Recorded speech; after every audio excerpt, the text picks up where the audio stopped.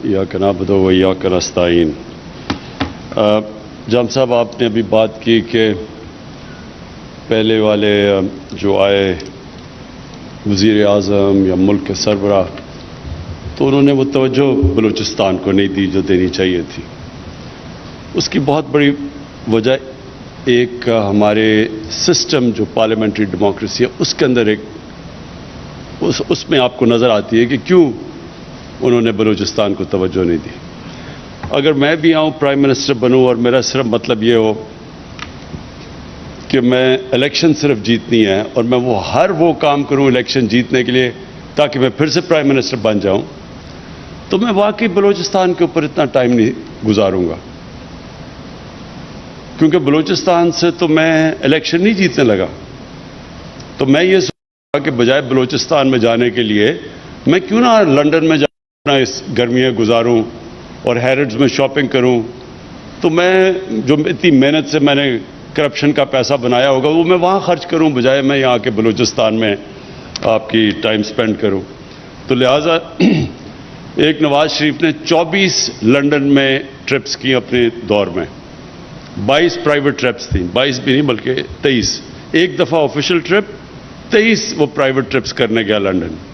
तो बलूचिस्तान तो मेरे ख्याल में वो 2 दफ़ा भी नहीं आया।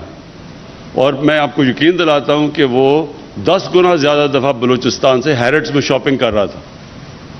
और दूसरा आसिफ ज़रदारी, उसने 51 दुबई की ट्रिप्स की, मेरे ख्याल में एक दफ़ा भी यहाँ नहीं आया होगा।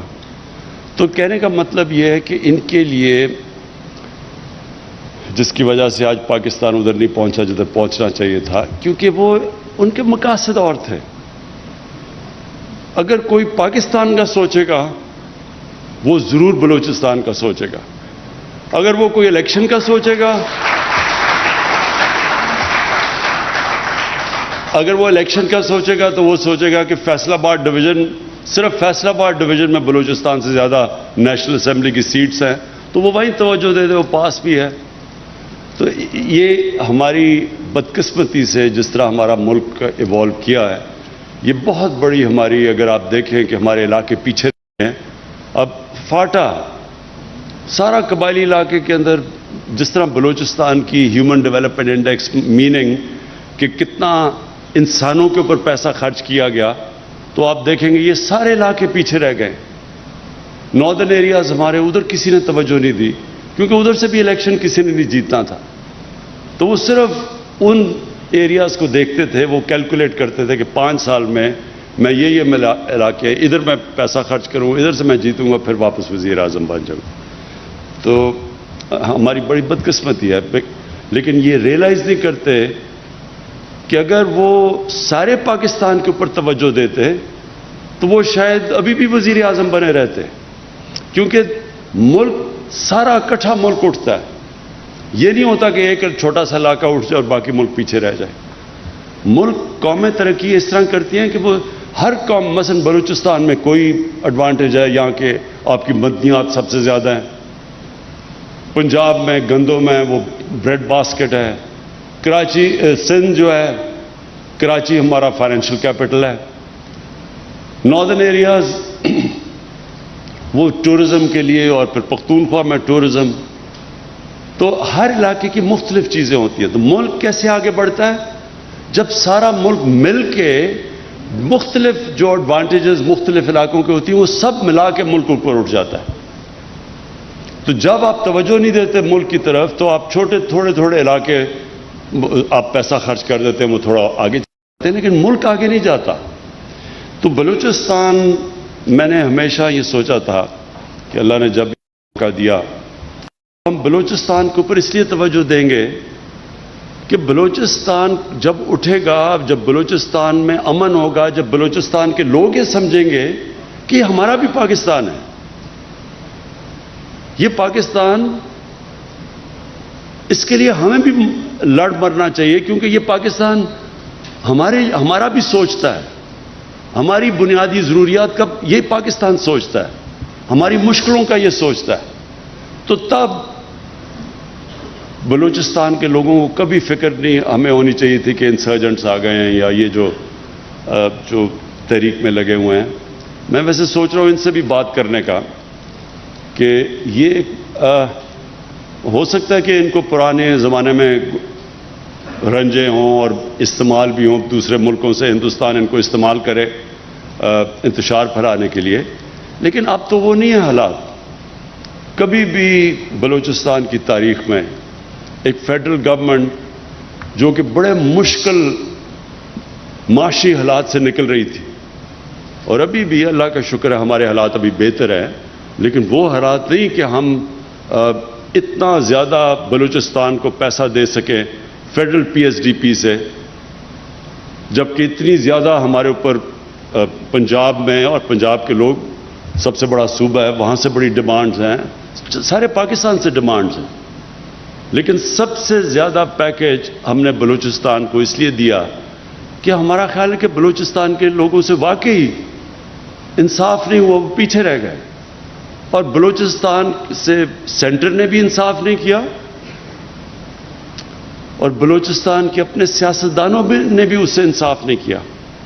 جو پیسہ آتا بھی تھا میرے خیال میں وہ بھی صحیح طرح نہیں لگا، اور وہ لوگوں نے اپنی ذات کے اوپر وہ پیسہ خرچ کیا ہوگا، لیکن بلوچستان کے لوگوں کے لیے جو پیسہ جانا چاہیے تھا، اس لیے وہ جو سارا ایک احساس محرومی پھیلنی شروع ہوگی بلوچستان میں، یہ کبھی نہ پھیلتی اگر بلوچستان کے لوگ بھی جو اپنے پولیٹیشنز تھے وہ بھی اپنا صحیح معنی میں اندر جو بھی پیسہ ملتا تھا وہ صحیح معنی میں خرچ کرتے۔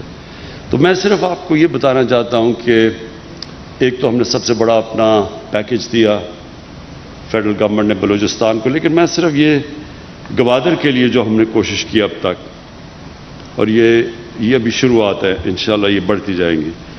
ایک تو ہم ڈی سیلینیشن پلانٹ کے اوپر پوری اب کوشش کر رہے ہیں کہ جلدی سے جلدی ایک لگے، چائنیز کے ساتھ مل کے بھی ایک 300 بیڈ کا ٹیچنگ ہاسپٹل بن رہا ہے۔ یہ ٹیچنگ ہاسپٹل زیادہ ضروری ہوتا ہے، اس سے پھر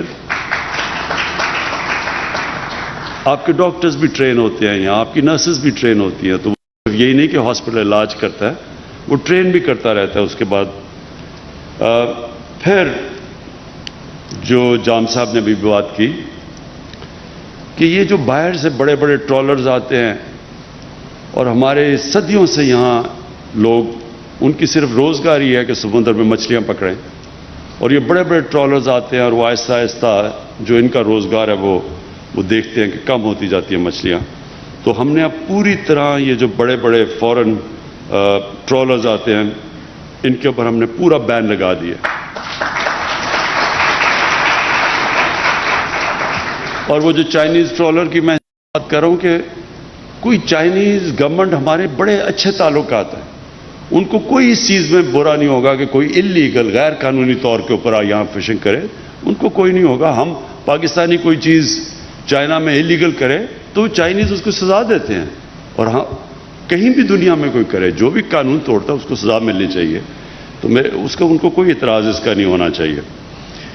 لیکن یہ میں آپ کو شور کر دیتا ہوں کہ اپنے یہ جو محنت کش لوگ جو بڑی مشکلوں سے اپنی روزی کماتے ہیں، ہم آپ کو پوری طرح پروٹیکشن دیں گے۔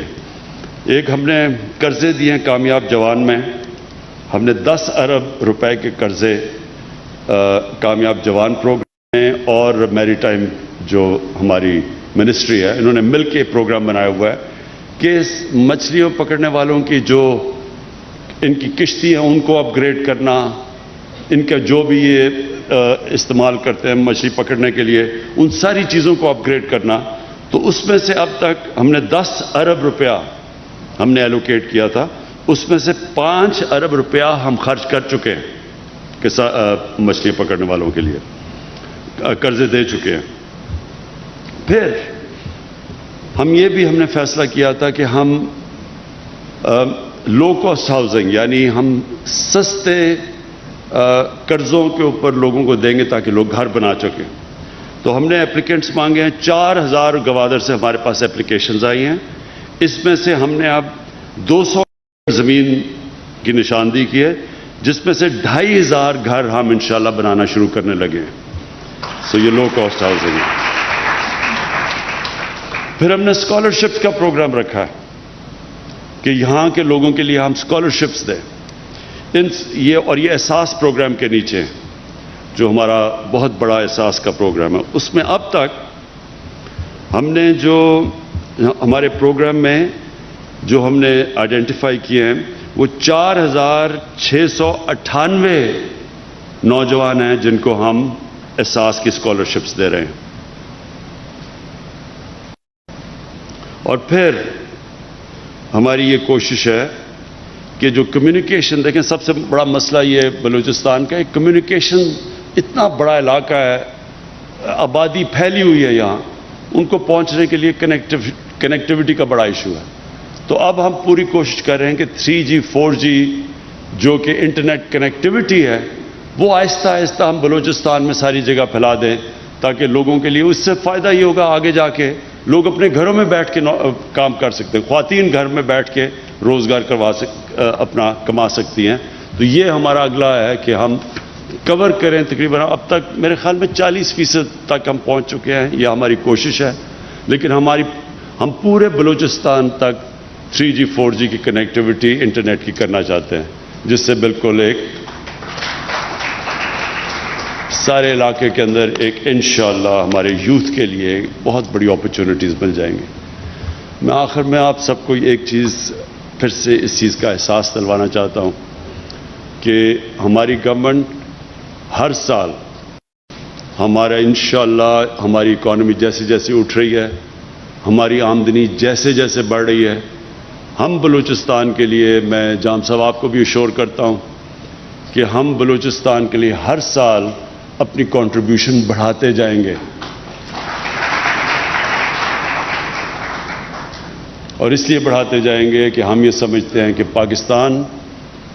پاکستان کے لیے یہ ضروری ہے کہ بلوچستان سے جو احساس محرومی ہے، جو پیچھے رہ گئی ہے، جو باقی ملک آگے چلا گیا اور جو بلوچستان پیچھے رہ گیا ہے، انشاءاللہ ہم پورا زور لگائیں گے، ہم بھی آپ کے لیے کریں گے.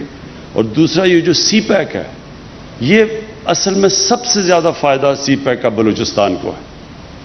آپ دیکھتے رہیں گے کہ جیسے جیسے یہاں ڈیولپمنٹ ہوتی جائے گی، جیسے جیسے یہاں انویسٹمنٹ ہوتی جائے گی، انڈسٹری آئے گی یہاں، تو سب سے زیادہ فائدہ بلوچستان کے لوگوں کو ہوگا. اور خاص طور پہ گوادر کے لوگ بڑے خوش قسمت ہیں کیونکہ آپ کا بالکل یہ علاقہ بدل جائے گا.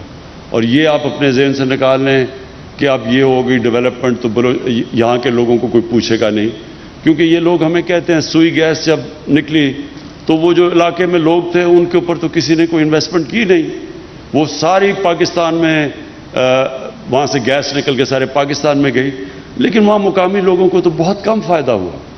تو یہ اب جو تاریخ سے ہم نے یہ جو اس ناانصافی سے چیز سیکھی کہ آگے سے یہ ابھی کبھی نہیں ہوگا.